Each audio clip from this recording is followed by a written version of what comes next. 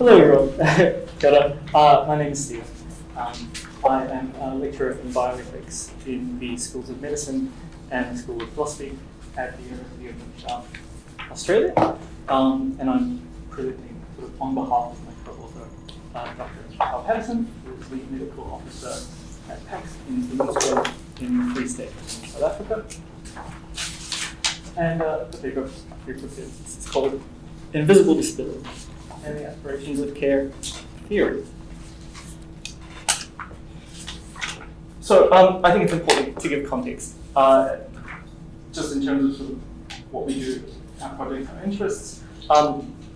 My background is primarily in moral and political philosophy. I'm approaching this as a moral political philosopher.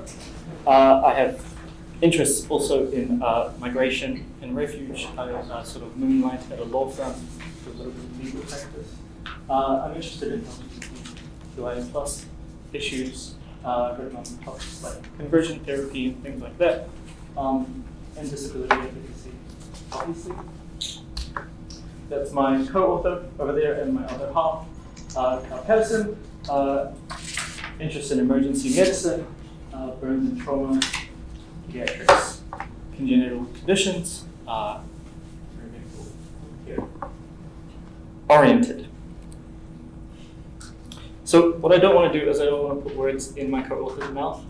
I'm just going to speak about a little bit my cosmology of care and how I think about care and sort of what I'm doing in this area. I'm interested in obviously the moral, philosophical sort of aspects and dimensions of care. I'm interested in how we think about care. What is care? This has come up already. What is good care? What is bad care? How do we become better caregivers? And so I'm interested in normative, evaluative dimensions of what we're talking about. I'm also interested in sort of the relationship between care ethics and broader moral theory.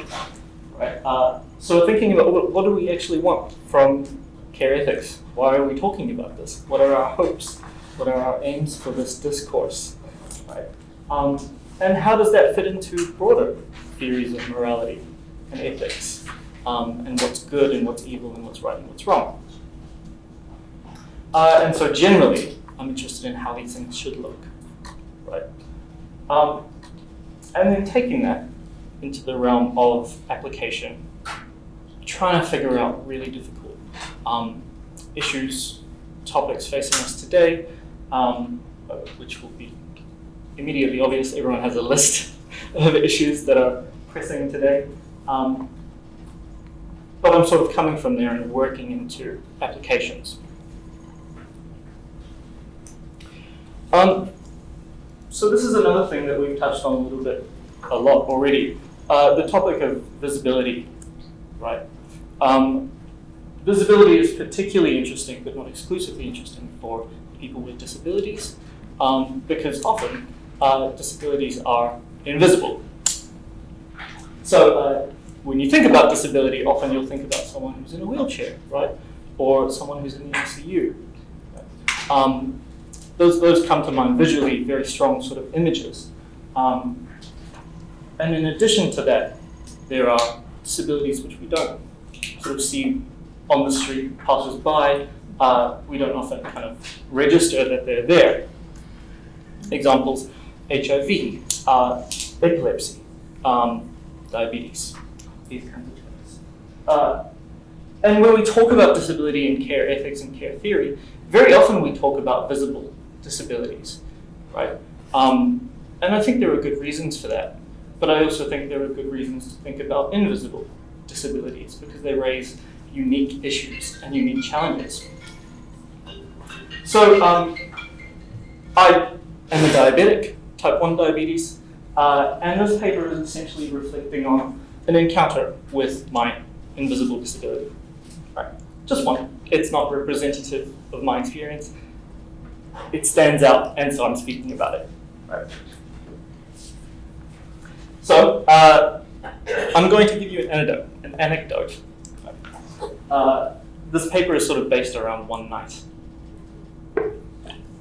So my memory of the night begins laying on my back on a balcony with rain falling on my face and a puddle of water behind me. Right? I'm on the floor like this. And I try to get up, and I can't get up. I think we often take for granted that we can at least sort of get on all fours, but I couldn't even do that. Right? I just couldn't balance. And I just collapsed back into the puddle. And obviously you register that something's wrong when that happens, right? And I knew that I needed to get back inside and get help. So I started pulling myself along the balcony and through the lounge. It's sort of an unfortunately long house. And the only other person in the house, everyone, just pure bad luck, had left. The only other person was my co-author, who was on the opposite side of the house. And so I pulled myself along the floor, and there were a couple of times when anyone who's diabetic will know, when you get really low, your blood sugar really drops low, you can be tempted to just sleep, right? There's a temptation to just close your eyes and just kind of fall into it. And so you have to fight that, because if you do that, bad things happen, right? I'm not sure if other invisible disabilities or visible disabilities experience that. I'm sure they do, probably, but this is my experience with type 1 diabetes. So I pull myself across the house, sort of force the door open with the last bit of strength that I have into the bedroom. Kyle immediately hears the door slamming open and jumps into action. Kyle is very well trained. Doctor, thank God, because a lot of people don't know how to deal with a situation like that, and understandably so. But knowing that I was diabetic and knowing what he knew about medicine, he immediately connected that this was a diabetes-related thing, and he did everything that he was supposed to, started checking my blood sugar levels, started asking me how I'm feeling and things like that. I completely mistook the situation, completely misread it. I was telling him, no, it's not the diabetes, it's something else. And you know, as a doctor, he had reasonable suspicions of that. Turned out I was dead wrong. So he runs to the kitchen and he grabs a bag of sugar and he starts shoving it into my mouth. For anyone who needs to know about this, just a bit of potentially useful information. The way to treat this is you take sugar and you rub it into the gums, because that's where it's absorbed the quickest. Most people don't know that, but he knew that, thank God. And so he starts doing that, and I pass out, but I come to a couple of minutes later, and he sort of got to me just in time, and basically took care of me for the rest of the night, made sure that I was stable. We were in an area of South Africa where an ambulance just wouldn't have been available, so it was very sort of isolating. But I stabilized, I'm here now, and it turned out okay. Right. That taught me a lot about care theory. Right. This was a situation where, as a moral philosopher, the rubber hit the road. Right. Because I talk a lot about morality and things like that, but this is where it's like, okay, like, pedal to the middle, figure it out. So I spent a lot of time thinking about the relationship between my disability and the moral theories that I've been working with. And it really pressed me, what do I want from these moral theories in situations like this? Right? This is where they're supposed to speak to you, right? They're supposed to help you. And one way that was helpful for thinking about this was a sort of conventional distinction that you teach in sort of intro-level moral theory, right? a distinction between descriptive and prescriptive ethics. Descriptive ethics is the sort of ethics that you get when you look around you and you poll people and you ask people, interviews and things like that, and you say, what do you think about ethics? What do you think about what's right and wrong?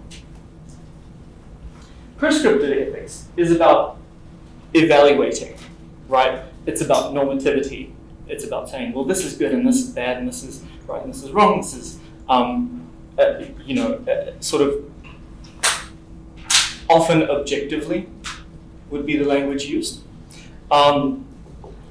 And reflecting on that together, we thought that the experience revealed some things in both areas. So we often talk about care as if it's an emotional thing, and it is, right? Think about your caring relationships, think about your loving relationships. It's deeply, deeply emotional. But that particular moment where Kyle jumped out of bed and came to help me, there was no time to feel anything. It was dispassionate, not apathetic, not callous. There was just no time to feel, right? You just jump into action. And looking at the literature and things like that, you see mentions of it, but there's not a lot of talk about dispassionate care, right? It's sort of this non-ideal type of care that we should be talking about, I think, but we don't as much as we should. The other thing was care epistemology that stood out to us. Care epistemology. Epistemology is about the theory of knowledge and justification and belief, right? And so it was interesting to think about what was special about Kyle's medical training in this context. How would it have changed the judgment if it was just someone on the street who had seen me falling over, right? Who wouldn't have known to put sugar into my mouth, right? Who would probably have done something that would have killed me. How does that tie into the way that we talk about care, right? I think that this is important because we're beginning to talk about knowledge and justification and things like that. Care epistemology is taking off, right? But I think we need to sort of set a groundwork about the way that we talk about this in real life, in concrete experience. And use that as our foundation for moral theorizing and things like that. In terms of prescriptive aims, what we wanted from care theory there were a lot of things. I'm becoming more and more convinced that we need to talk about wisdom and things like that in care. But what stood out here was the attitude and reaction that we both had to that night. If you look in care theory, you'll see often care theorists resisting the idea of things like praise and things like rules. These are conventional topics in moral theory, and we've moved away from them, I think, more or less rightly. But I think it's time to come back to that, because a lot of what I did after that was praise my caregiver. Say thank you so much for being the excellent caregiver that you were. And rules and things like that, because, reflect, how often do you shove sugar into someone's mouth? That's a pretty solid, reliable rule. And it's there for a reason. But we violated it, and I'm cool with that. But thinking about the place of rules in ethics and in relation to knowledge and epistemology, we didn't find a lot there. We really need to go back and rethink that, I think. And finally, what sort of changed my perspective on care theory? We went through, and I did so much reading after that night, about all kinds of topics in care ethics, attentiveness, empathy, things like that, needs and dependencies. And I thought of myself as going from a care recipient, a caring relationship, a caring instance, right, into this practice of moral theorizing, which was somehow detached. But the more I thought about it, I realized, no, they're part of the same practice, right? We're all developing moral theories and things like that as we go about caring, right? We're expanding our concepts, we're expanding our understandings, we're picking up, already today, I've expanded my concepts of care, right? And I'm going to take it back, and you hope that you apply it in your life, and it improves your caregiving, care receipt. And I came to realize that this moral theorizing that I was doing was part of my practice of caring. And that, I think, has implications for the way that we talk about caring practices. Right? I don't think we've taken far enough the idea that people think about what they do when they care. Right? People reflect. People develop theories and they draw connections and things like that. And so rethinking moral theory as a caring practice is something that we want to take forward as a project. We think that this is an important aspiration for care theory that we need to work on. So those are just some reflections from the night. They're not exhaustive. We're not trying to give a comprehensive ethical analysis of something that we are very invested in, obviously. But these were things that stood out to us. And so, of course, open to feedback and criticism, open to the idea that I'm wrong about these things. But those are the thoughts. Thank you, everyone.